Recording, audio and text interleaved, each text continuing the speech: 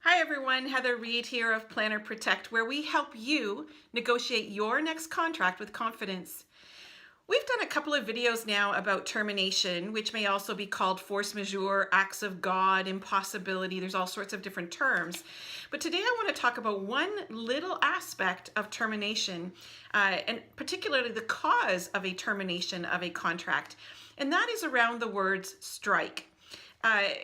We are actually right now in the fall of 2018, there are several properties that are in a situation of strike, and that is their hotel staff, their housekeeping staff, some of their food and beverage staff, front desk staff, and apparently it's even growing to other major centers across North America. And one of the things that I always think about when I see the word strike as being a possibility for claiming force majeure is, can the venue invoke termination or force majeure in the case of strike of their own employees? So I want you to think about that for a moment. If the venue is able to claim termination, so they're going to invoke force majeure on you, the event host, because their own employees are on strike, you're left with damages that go far beyond them returning your deposit. And so we want to be careful before we sign a contract that we negotiate the terms around strikes.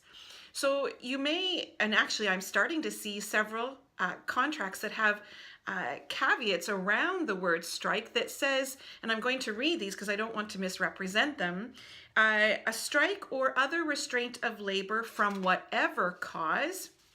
There's another one here that is strike or labor dispute at the property itself.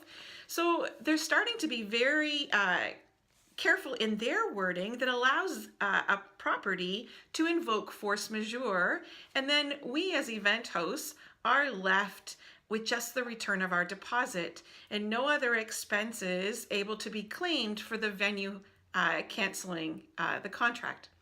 So we want, when we're negotiating, we want to be able to make sure that there are additional terms around strike. And although I can't give you language, the intent of what we're looking for is that a strike is not a reason for termination if it is involving the employees of the side of the contract that is claiming force majeure. So in the case of a property, we don't want to be able to have the venue have the right to claim termination if their own employees are on strike. So be careful when you are negotiating the termination, the force majeure, the impossibility language, that if the word strike is there, that there's no additional caveat that gives them extra leverage, or maybe you want to include clarification that there are exceptions to the strikes that can be used to invoke force majeure. If this has been helpful, I invite you to check out the other videos on termination and all of the other ones on our YouTube channel.